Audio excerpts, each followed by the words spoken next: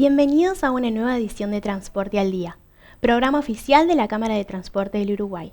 En esta entrega les mostraremos una charla que brindó el subgerente general de CUTSA, Álvaro Santiago, en la Expo Uruguay Sostenible 2025, que se desarrolló en el Antel Arena. Algunos datos para situarnos de nuestra organización son del año 2024, 565.000 transacciones diarias en unidad hábil. Ahí no se computan escolares ni policiales, o sea que estamos hablando de que ofrecemos 600 a 650.000 viajes diarios promedio, 3.750 personas trabajando, 3.338 accionistas. De ellos, algo más del 60% trabaja en la organización, el resto es personal dependiente. 1.154 unidades en servicio, 4,7 millones de horas trabajadas anuales, 76 millones de kilómetros, 110 recorridos, 5 plantas de estacionamiento y logística con algo más de 160.000 metros cuadrados.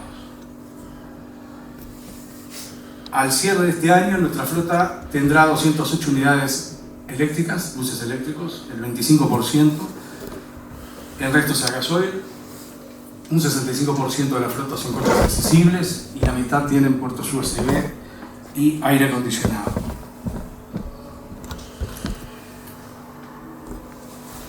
CUTSA en 2022 asumió un compromiso públicamente y es que las próximas renovaciones de flota iban a ser todas de buses eléctricos. Es decir, y además se comprometió a hacerlo cada 5 años con un proceso gradual y sustentable de renovación de la flota, y cada 5 años, aumentando un 25%, llegamos a 2040 con la flota 100% eléctrica. Está en línea y en algunos casos incluso mejor que los procesos de electrificación que están planteándose en países desarrollados, que están entre el 2030 y el 2050, para llegar a flotas 100% no contaminantes. Esta es una vista aérea de la principal planta de estacionamiento y logística, centro de operaciones, la planta Añón. En esta planta ustedes pueden apreciar a la derecha, con el techo celeste, los buses eléctricos que ya están allí cargando, y a la izquierda los buses diésel. Esto muestra muy claramente los desafíos que implican la transición de cambio de matriz energética, el pasar de buses diésel a buses eléctricos. Los buses diésel se cargan, el tanque se carga en pocos minutos, se estacionan, como le gusta decir al arquitecto nuestro, parece un Tetris, porque prácticamente no hay espacio libre entre los buses. Los buses eléctricos necesitan otra logística para la carga y para la maniobra, y aproximadamente 3 horas y media, entre 3 horas y 3 horas y media, es lo que necesitan para cargarse en la noche. Por lo tanto, hay menos movilidad de los buses y en definitiva eso requiere mucho más espacio. Queda bastante claro si uno compara la parte derecha de la foto con la izquierda. Ese es un desafío que las plantas de estacionamiento y logística, en todos los casos a nivel global, están requiriendo más espacio para los predios de estacionamiento y servicios. Y el otro desafío importante en este proceso es la transición, porque todo eso requiere obra civil bastante importante, bastante significativa, de movimiento de tierra, de canalizaciones, construcción de subestaciones. Todo eso se tiene que hacer sin dejar de prestar servicios diariamente, lo que requiere una logística para ir dejando espacio libre para las obras y a su vez cumplir con los servicios planificados con la menor distorsión posible o las menores molestias posibles para todo nuestro personal. En esta planta, a fin de año, habrá 193 unidades eléctricas. UTE nos suministrará 12 megavatios, va a haber 152 puestos de carga. En este predio estacionan 576 buses, ese es el más grande que tenemos. En el predio planta Veracierto, en Veracierto y Pantaleón Pérez, a fin de año habrá 30 unidades eléctricas, 30 puestos de carga, allí estacionan 211 coches. Ahí también se aprecia como los buses diésel requieren mucho menos espacio, ¿verdad? En todo sentido. En la planta Gronardo vamos a tener 31 unidades eléctricas a fin de año con 32 puestos de carga. En esa planta estacionan 152 coches. En la planta Islas Canarias, 26 unidades eléctricas, 26 puestos de carga, 167 coches se estacionan en este predio. Y en la planta Salgado, que tiene toda la infraestructura de talleres y servicios de soporte a la flota, vamos a tener 6 puestos de carga, básicamente para los coches que pernoctan por tareas de reparación y tienen que salir a servicio al día siguiente. En total vamos a completar 246 puestos de carga al cierre de este año. Es la mayor red de recarga de vehículos eléctricos a nivel nacional. ¿Cuáles son los principales desafíos en este proceso de electrificación de la flota? Bueno, ya mencioné algo, tiene que ver con la electrificación de los centros de operaciones, las plantas de estacionamiento y logística. Hablé de los desafíos en relación con necesidad de más espacio y con la logística para la construcción, obra civil y puesta en funcionamiento de toda la infraestructura de electromovilidad. Otro de los desafíos es la gestión inteligente de la carga. Tiene en cuenta y se programa en función de los servicios que tienen asignados cada bus al día siguiente. Eso nos permite saber cuántos kilovatios va a necesitar para cumplir ese servicio con holgura y a qué hora comienza el servicio. En función de esas variables se determina quiénes empiezan a cargar antes, cuánto tiempo necesitan de carga y luego se sigue con las siguientes tandas y se hace de esa forma, aunque pudiéramos cargar más coches en forma simultánea para optimizar el uso de la potencia. La potencia, simplificando, es si un coche está cargando 80 kilovatios hora y yo cargo 100 coches, voy a estar utilizando 8 megas de potencia. La potencia tiene un costo. Si yo no necesito cargar 100 en forma simultánea, es preferible que cargue 2 tandas de 50 y entonces requiero menos potencia y eso tiene un costo menor. Es decir, que se van a ir escalonando de forma automatizada los puestos de carga las dosis que necesita cada coche, simplificando o buscando una forma más clara de expresarlo. Luego, un gran desafío es generar capacidades internas para gestionar operación y mantenimiento de la flota eléctrica. En este sentido, este proceso impacta en todas las áreas de la empresa, absolutamente todas, particularmente en lo que tiene que ver con los talleres, con todo lo que significa el mantenimiento de las unidades eléctricas y muy particularmente, y lo voy a mencionar ahora a continuación, con la operación del servicio. En relación con la planificación tenemos que tener en cuenta las autonomías, las autonomías que nos brindan los vehículos, las baterías, para poder asignar servicios que se puedan cumplir sin ningún tipo de problema. Eso es una restricción es una restricción mayor a la de los ómnibus diésel, pero en definitiva con el estado actual de la tecnología eso no es un obstáculo, solo requiere más esfuerzo para programar los servicios de forma adecuada y asignar servicios con un tope de kilómetros en función de la capacidad disponible de las unidades para cumplir ese servicio. Pero muy particularmente en la conducción. Allí abajo a la derecha estamos viendo una foto del simulador. Este simulador ya lo habíamos traído en el año 2020 y es de última generación y allí se pueden cargar los datos de toda la flota, de todos los modelos diésel y también de los modelos eléctricos que tenemos, Haiger y BYD, nuestros dos proveedores. En ese simulador se cambia o se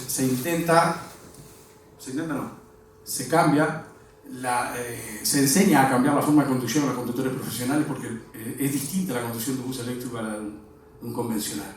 No me refiero al tránsito, sino a la forma de frenar y acelerar. La diferencia de consumo entre dos conductores, uno eficiente y otro ineficiente en el diésel, puede llegar a ser entre un 10 y un 15%. Y en el caso de un bus eléctrico puede ser de hasta un 40%. Si estamos hablando de la importancia que tiene la autonomía para cumplir, que tiene el coche, los kilómetros que puede recorrer para cumplir el servicio, imagine que regenerar hasta un 30 o un 40% de la batería es como casi como una media carga adicional y eso lo consigue un conductor eficiente y no lo consigue un conductor eficiente, incluso puede comprometer el cumplimiento del servicio asignado. Entonces es importante que sepa cómo trabajar para que el coche regenere más, cómo se debe frenar, cómo se debe circular. Eso requiere algunas formas de trabajo diferentes que con el simulador pueden enseñarse y luego, monitoreando las performances, podemos corregir vicios o cosas que en definitiva mantengan de la conducción diésel para mejorar individualmente la performance. Todo eso se monitorea. Hay monitoreo en tiempo real no solo de la carga, sino también de la performance de los buses. Tenemos telemetría que nos permite ver el comportamiento de los coches y de los conductores en tiempo real o posterior y con reportes periódicos, y vamos perfeccionando ese aspecto del trabajo para para tener la mayor eficiencia posible en este sentido. Los coches que hoy están trabajando, ya tenemos 171, están llegando a los predios al fin de la jornada con un 25, 30, en algunos casos 35% de capacidad disponible, es decir que estamos teniendo muy buenos resultados en este sentido.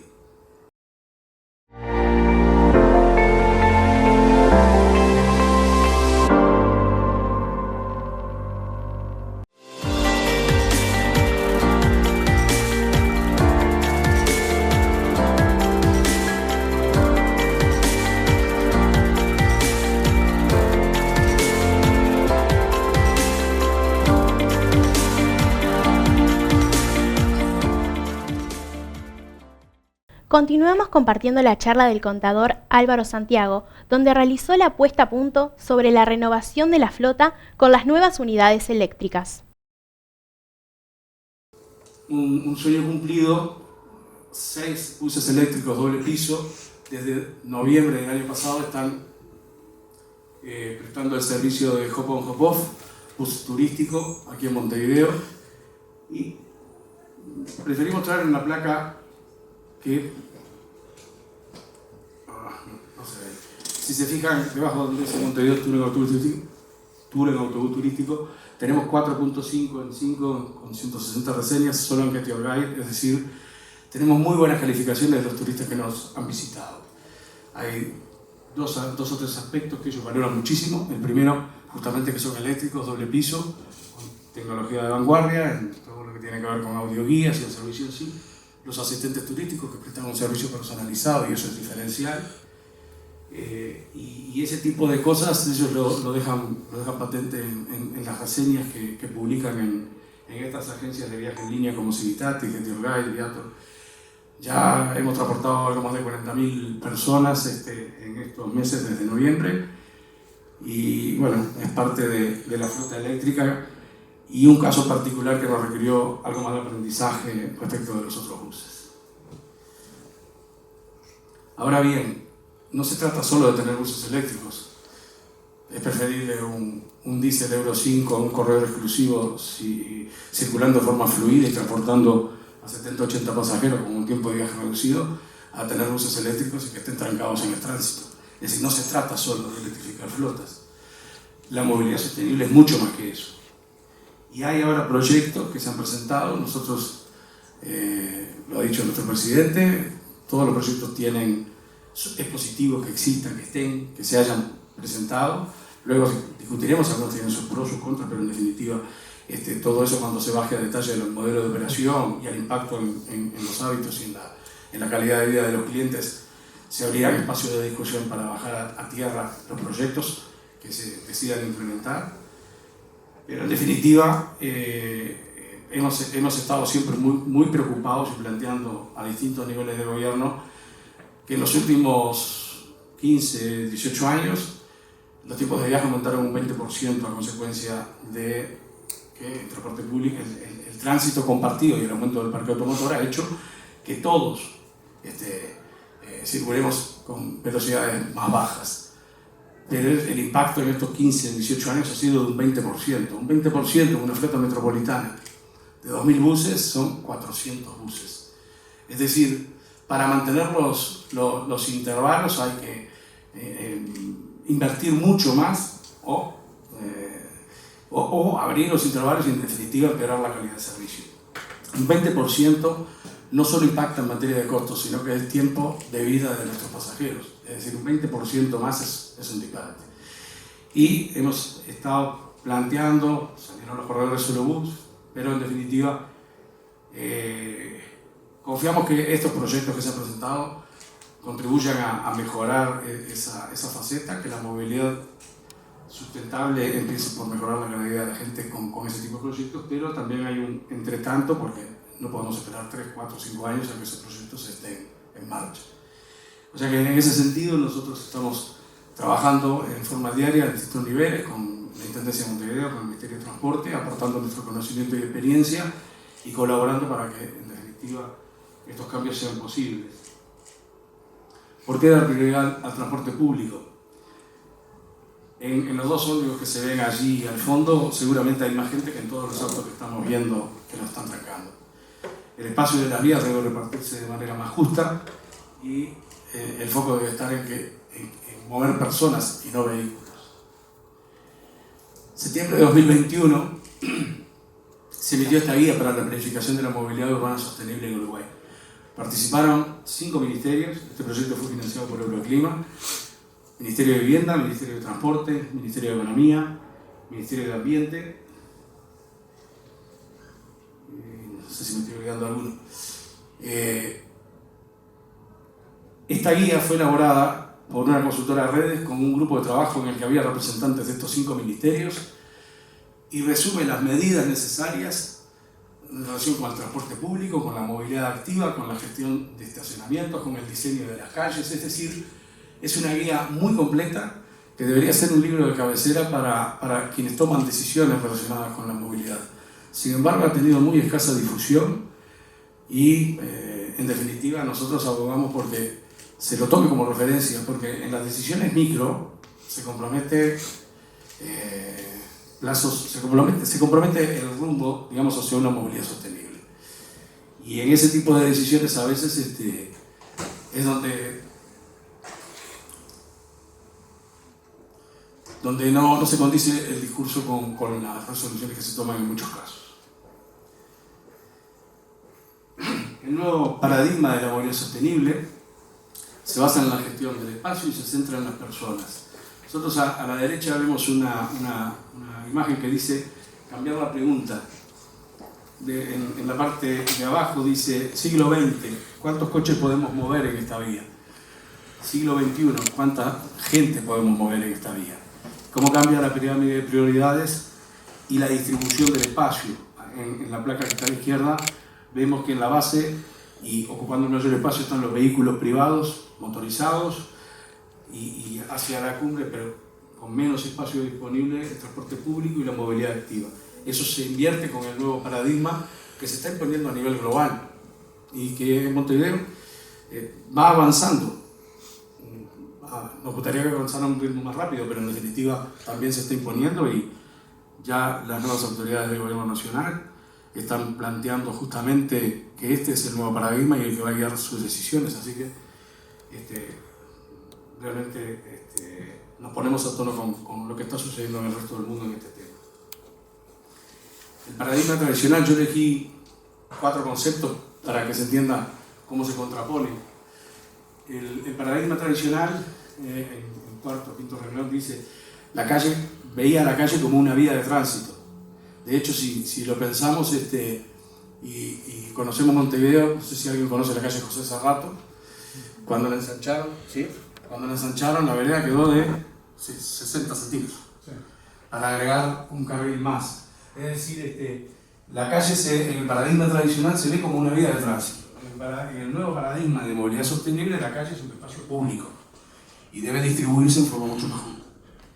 La evaluación de los proyectos, en el caso del paradigma tradicional, es una evaluación económica costo-beneficio, el costo de la obra versus el tiempo de viaje que se le ahorra a X vehículos, no personas sino vehículos, cuánto aumenta el flujo anual que yo puedo sostener ensanchando esta vía y calculo la diferencia de tiempos de viaje al valor hora tiempo.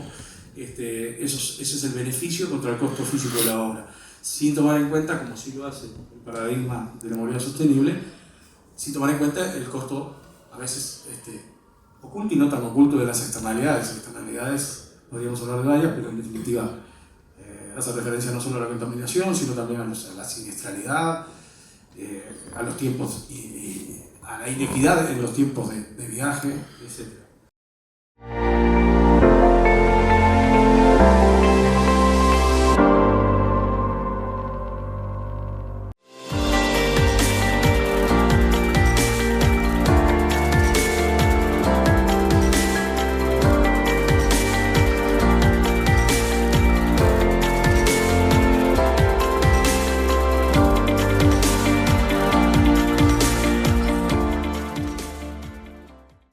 Avanzamos con el programa y continuamos con la última parte de la charla de Álvaro Santiago. Además, compartiremos una nota con Pedro Animo, director de Codesa, que nos cuenta sobre la renovación de sus 5 nuevas unidades. Zona de bajas emisiones, tarifa por congestión, se están aplicando en Madrid, en Londres, en Singapur, en un montón de lugares. Son medidas muy recomendables, reducen el tráfico en un corto plazo, pero si no se le da prioridad al transporte público, son insuficientes para resolver el tema de la movilidad en forma sostenible en el mediano plazo. En la foto de abajo a la derecha podemos ver que se trata de una zona en la que existe un cargo por congestión en Londres, pero vemos a los autobuses trancados con el tránsito. Entonces, en definitiva, en muchos casos estas zonas de bajas emisiones son criticadas porque cambia el perfil de los conductores. Son conductores con más dinero, pueden comprar autos más caros, pero en definitiva, si no se toman medidas más drásticas, los ómnibus y el transporte masivo de superficie sigue estancado. Y hay un nuevo mantra que las fábricas de automóviles están fomentando. Lo ven ahí en amarillo y negro, dice: podemos descarbonizarnos y mantener nuestra libertad. ¿A qué refiere? Vamos a ver, ahí hay publicidades de autos eléctricos. Lo primero que uno puede ver es que están en entornos despejados, nada los detiene. Nunca vamos a ver una publicidad de un auto en un entorno congestionado, naturalmente. Pero eso no es nuevo, eso siempre fue así, siempre se mostraron en espacios libres, despejados, ciudades de noche donde no hay tránsito, carreteras, y bueno, o espacios verdes. Sí, nada los detiene, ¿no? En principio ese es el mensaje. Los colores azul y verde tampoco son. El azul inspira confianza, el verde inspira respeto por el ambiente. O sea, no hay nada casual en las publicidades, pero ahora se agrega algo nuevo, y es: hagamos algo juntos por un mejor planeta, antes que sea tarde. Son mensajes que dan la coartada para de alguna forma seguir disfrutando de la libertad, entre comillas, porque la libertad se termina en los atascos, pero en definitiva prácticamente uno se convierte en un luchador contra el cambio climático comprando un auto eléctrico. Ese es el nuevo mantra, ¿no? Podemos descarbonizar y seguir siendo libres, tener la libertad de usar nuestro propio auto. Y yo mencionaba antes el tema de las vacas y el pasto. El congestionamiento es un claro ejemplo de la tragedia de los comunes. En 1960 y algo, en la revista Science, un señor Harding publicó esa, probablemente algunos de ustedes ya la conozcan, pero puso el ejemplo de que si hay una pradera que es de uso libre, yo voy a tratar de llevar, no una vaca, 2, 3, 5. En medida que engordan las vacas, yo cada vez tengo más dinero. Pero si todos mis vecinos hacen lo mismo, pronto la pradera es insuficiente. Las vacas no engordan y no se pobrecemos todos. ¿A qué refiere? A que cuando los recursos públicos finitos, digamos, se usan sin restricciones, sin ningún tipo de regulación y sin límites, pronto la demanda supera la oferta y entonces se vuelven escasos e insuficientes. El tráfico es un buen ejemplo.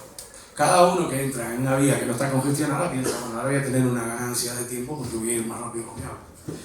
Y así sucesivamente van pensando los siguientes conductores, hasta que la vía se atasca y en realidad la suma de pretendidos beneficios individuales se convierte en un perjuicio colectivo. Todos terminamos atacados, todos congestionados. Es lo que se conoce como la tragedia de los comunes. Sucede en muchos aspectos con muchos recursos públicos. El tráfico efectivamente es un buen ejemplo, y lo demás es curioso porque la culpa siempre es de los demás. Es decir, el conductor siempre dice: pero ¿qué tránsito que hay hoy? ¿Qué tráfico? Bueno, él es parte de ese tráfico. Es decir,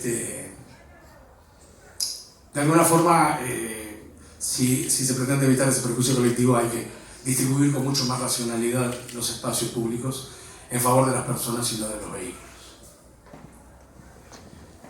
Esta placa es parte de la propuesta de CIMBE, que el Ministerio de Transporte está comunicando que es la base de lo que plantea para mejorar la movilidad metropolitana en los corredores de Camino Maldonado, 8 de octubre y Anastasio en Italia. Podemos tener algunos comentarios para mejorar o para aportar en relación con él, pero claramente es una imagen que nos da expectativas y esperanza de que la movilidad realmente sea sostenible y mejor si es con buses eléctricos, ¿verdad? Pero no es condición suficiente. Estamos en un proceso de renovación, trajimos 5 unidades de última generación, Mercedes-Benz, con carrocería Cayo, aire acondicionado, bueno, con toda la última tecnología, motor no contaminante, Euro 5, y bueno, un esfuerzo muy grande para nosotros, pero muy contentos, ya que es un acontecimiento para la ciudad de San Carlos y para todo el departamento. Y para nosotros que es una alegría, con un esfuerzo tremendo, ya que esto genera un endeudamiento muy fuerte de parte de la empresa, pero creemos que es la forma de incentivar y de invitar al usuario que se suba. Codesa está con una filosofía, o tiene una filosofía, de que para subirse al ómnibus él tiene que ser atractivo. Tenemos que desalentar el transporte individual. En el mundo se viene trabajando con eso, por un tema contaminante, por un tema de infraestructura, de movilidad. Entonces Codesa trabaja muy fuerte en un transporte seguro, ya que circulan diariamente 80 unidades, casi 24 horas, y gracias a Dios no suceden cosas malas. Y bueno, eso no es casualidad, eso es fruto de un trabajo de todo nuestro personal, todos nuestros colaboradores y de la empresa que trabaja muy fuerte. ¿Hacia dónde va Codesa en este 2025 y planes a largo plazo? Bueno, uno de los planes es es decir, que el recambio de flota, llegamos casi un 25% de flota en los últimos 2 años y medio, o sea, hemos hecho un esfuerzo fenomenal, eso supone un endeudamiento bancario gigante, pero también el retorno es que la gente esté con nosotros, es decir, que sea algo apetecible, algo lindo, subirse y que sea una experiencia buena subirse a un ómnibus de Codesa. ¿A partir de cuándo van a estar en las canchas los ómnibus? Enseguida, Semana Santa, ya van a estar circulando por las calles de nuestra querida San Carlos y dentro de todo el departamento de Maldonado. Los ómnibus en realidad se van por diferentes líneas, o sea, se asignan diferentes líneas, y bueno, básicamente estos coches van a estar designados a San Carlos, Punta del Este, pero también pueden estar en la zona costera, es decir, vamos alternando. Pero básicamente va a estar en un eje San Carlos, Punta del Este para darle mayor confort a nuestra población. Bien, para cerrar, en este crecimiento urbano que está teniendo el departamento de Maldonado, ¿hay intenciones de empezar a abarcar nuevos territorios? Bueno, eso nosotros siempre estamos a disposición, es decir, vuelvo a decir, Codesa está para colaborar en ese sentido, siempre es la autoridad departamental es la que marca y define todo eso, pero nosotros siempre estamos abiertos. Tenemos una flota en ese sentido renovada y estamos para, si mañana nos dicen, se animan a hacer este servicio y nosotros vemos que podemos ir, somos una empresa que queremos dar un buen servicio.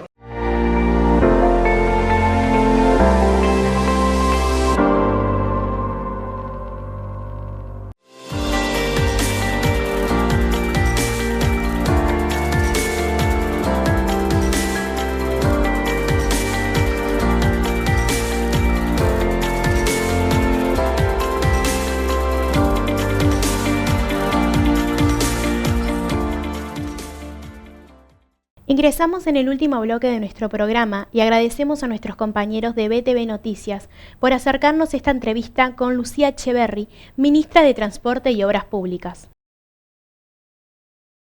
Realmente es un ministerio que, en términos de sus competencias, muy amplio, muy abarcativo, pero también eso te da un enorme desafío de poder efectivamente gestionar bien y que toda la capacidad del ministerio esté puesta efectivamente en las cuestiones que resuelvan aspectos de la vida cotidiana de la gente, ¿no? En todas sus áreas.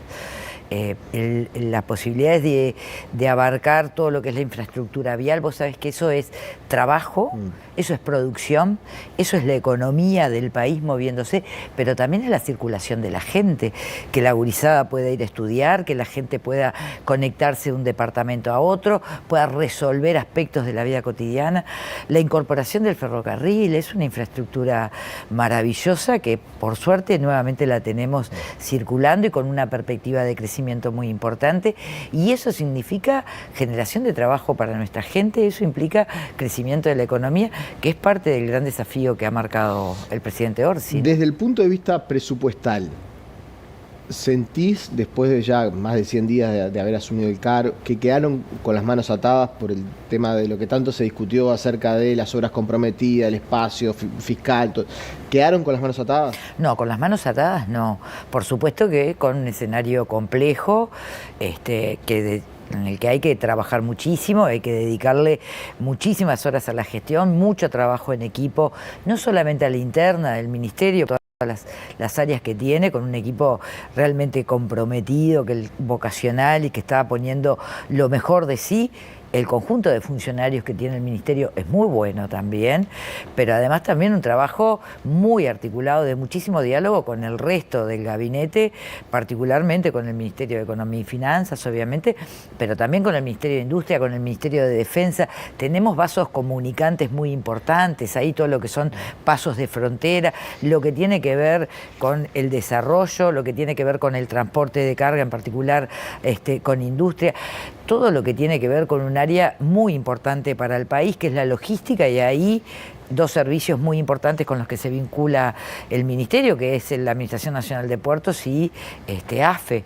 Y eso implica realmente una oportunidad de generar, en este marco de complejidad en el que asumimos el gobierno, oportunidades muy importantes que estamos tratando de tomar decisiones para que efectivamente se concreten. El pasado periodo de gobierno avanzó en cuanto a la reparación de rutas, creo que eso es indiscutible, innegable, no hay nadie que lo pueda discutir. Después podremos discutir si quedó para pagar en este periodo o no. Ellos dicen que en realidad es menos de lo que había quedado comprometido antes. Se terminó de concretar lo del ferrocarril central. ¿Qué obra emblemática ustedes con el equipo están pensando para este periodo de gobierno? Bueno, a ver, el tema es eso, ¿no? Si concentramos todo en una obra o en un tipo de obra, en una tipología específica, lo que seguramente pase es que estés relegando otros aspectos que son muy importantes. Hoy nosotros estamos recorriendo el país, por ejemplo, ¿verdad? Y hoy tuvimos la oportunidad, o ayer en Flores, en Durazno, hoy en Florida. Eso te permite interactuar con los gobiernos departamentales, con los legisladores de todos los partidos, pero también con empresas o sectores de la economía muy importantes en la región. Hoy estuvimos conversando bastante con la Sociedad de Productores de Leche de Florida y nos hacían planteos de una racionalidad, un sentido común vinculado a la doble vía de la Ruta 5, que realmente nos parecía de orden poder atenderlo. Claro, una obra que en su momento no los escuchó, hoy hay que salir a ver cómo lo resolvemos, porque les afecta sobre todo a la lechería aspectos de competitividad. Nos planteaban que ahora, para poder pasar de un campo a otro, donde tienen su establecimiento, pequeños productores familiares tienen que recorrer 14 kilómetros adicionales. Eso es combustible, es tiempo, por la gasto, obra que se está realizando. Por la obra que se realizó sin haber considerado sus necesidades o sin haberlos escuchado. En una obra que además se planteó hace 4 años que está en obra, ¿verdad? La Ruta 5, la doble vía, que además coincide con el mismo trazado que el ferrocarril, cuando uno podría pensar hay que aprovechar otro, y cuyo argumento documentado en el Ministerio es que se hacía la doble vía porque el ferrocarril iba a demorar, porque podía tener problemas, etcétera, etcétera. Bueno, hoy lo que tenemos es un ferrocarril que está trasladando el 100% de la producción de celulosa hacia el puerto. Sin embargo, la ruta en 4 años todavía no se ha terminado y tiene problemas importantes. ¿Qué te quiero decir con esto?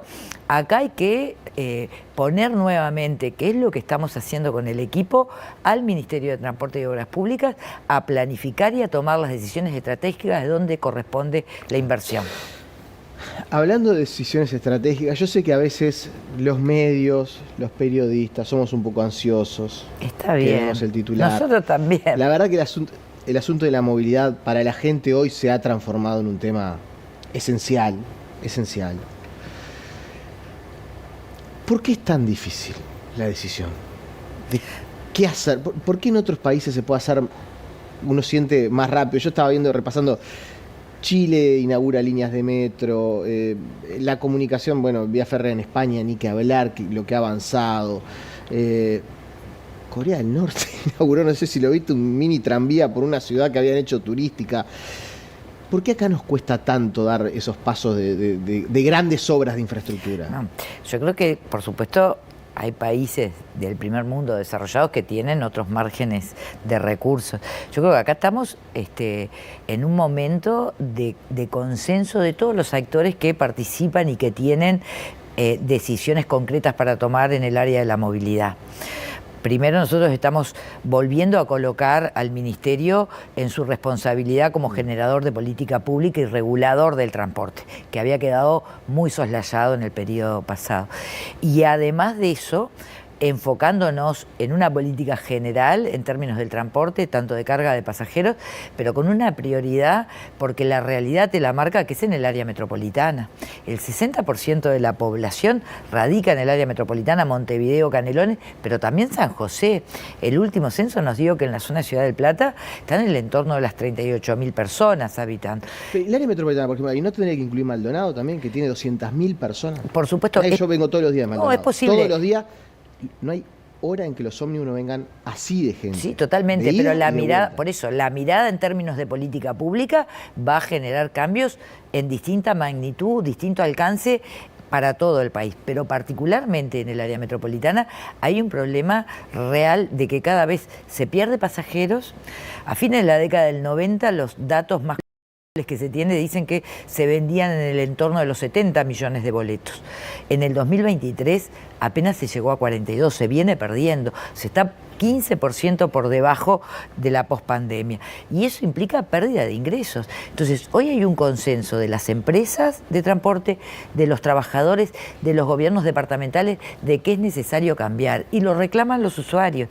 Entonces, ese consenso nos permite tener hoy claras muestras de que vamos a tomar decisiones. Para eso estamos trabajando, de los cambios que se necesitan.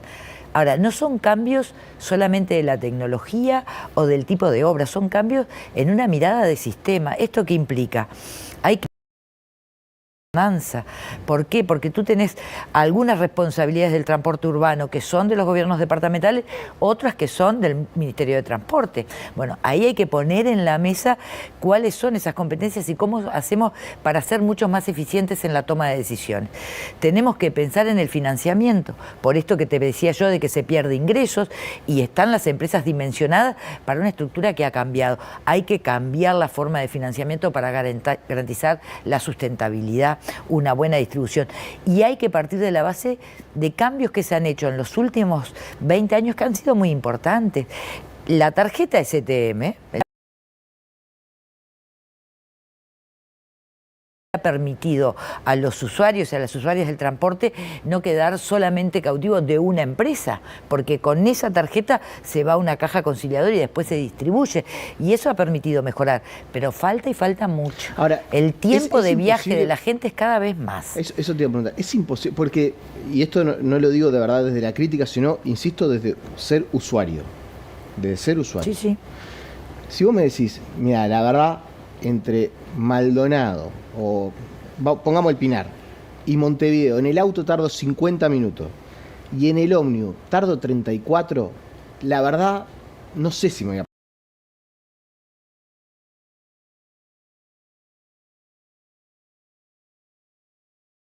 Porque hoy por hoy se pone eso, cerca de 1 hora y cuarto, 1 hora y 20. Y a diferencia pones un tren de gran velocidad, algo que te lleve en 20 minutos, media hora al centro de Montevideo, que no sería una locura porque estás a 30 kilómetros. Ahí sí yo creo que hay mucha gente que dice, che, la verdad voy en el auto hasta el Pinar, dejo el auto en el Pinar y vuelvo. ¿Es imposible pensar en algo así en el Uruguay? No, se está pensando y se está trabajando en eso. Hoy ya hay varias consultorías técnicas porque lo que está identificado cuáles son los ejes troncales principales. Lo que tú mencionabas, Giannatasio, Avenida Italia, ¿verdad? 18 de julio, 8 de octubre, Camino Maldonado, la Ruta 8, todo el eje de Ruta 5. O sea, no está acabada la posibilidad de que sea un medio de transporte más rápido que el ómnibus. No está acabado ninguna posibilidad, porque las decisiones de cuál va a ser la tecnología, sea un tranvía, sean los ómnibus eléctricos, ¿no? los BRT que son articulables, a veces de 2 módulos, de 3, con varias puertas, todos suben a la vez, se valida el boleto antes, eso también está en estudio. Pero el punto aquí hay que ver cuáles son, en estos ejes troncales, cuáles son los aspectos más críticos o los nudos críticos en donde hay que resolver buena parte de la congestión congestión que implica los tiempos. Y eso es una definición que para tomarla se necesitan todos los estudios técnicos que se están realizando, en donde participan muchísimos técnicos de los gobiernos departamentales y consultorías que hemos podido contratar a partir de una cooperación técnica del Banco Interamericano de Desarrollo. Por ahí es donde queremos ir a resolver estos temas. Pero eso implica tener buena calidad de transporte, seguridad y confianza. Acá la idea no es generar una campaña contra el vehículo particular. Lo que hay que hacer es mejorar la oferta de transporte público para recuperar la confianza de la gente. Es que si yo vengo más rápido en transporte público, vengo en transporte público. Eso no hay duda. El tema es que, insisto, que el cambio tiene que ser notorio. Te hago dos cortitas, muy cortitas porque estamos pasados de tiempo. Una de las cosas que se había dicho antes de la del Grupo Ferrocarril Central es: cuando esté la vía, la verdad, va a ser automático. Van a haber empresas del transporte que van a decir: pongo un par de vagones y traigo gente por el eje Ruta 5. ¿Eso estamos lejos de que se concrete? Estamos hoy con una firma que hemos hecho con la Corporación Andina de Fomento para elaborar el Plan Maestro de Desarrollo Ferroviario. Y esto implica tanto la carga como los pasajeros. Eso implica que hay que analizar cuál es la demanda actual, la demanda futura, el estado de las vías, el trazado que tienen, cuáles son las necesidades de inversión que cada uno de estos tramos están requiriendo para tomar las decisiones, y a partir de eso empezar a ver cuál va a ser la zona más factible de avanzar, tanto en el transporte de pasajeros como en el de carga, ¿verdad? Y ahora sí, te hago la última, que en realidad, de verdad que no es un golpe bajo, pero ¿sabes qué? Hoy pensaba y hablaba con alguien, y probablemente uno de los legados más importantes que dejó el pensamiento de José Mujica, desde mi humilde punto de vista, es el tema de valorar el tiempo. Mujica hablaba mucho del tema del tiempo, de lo importante que era no consumir en exceso para tener tiempo para la familia, no vivir para gastar. Y sin ponerte la responsabilidad, tenés en tus hombros la conducción de un ministerio que hoy por hoy le está restando mucho tiempo a la familia de los uruguayos. Sí.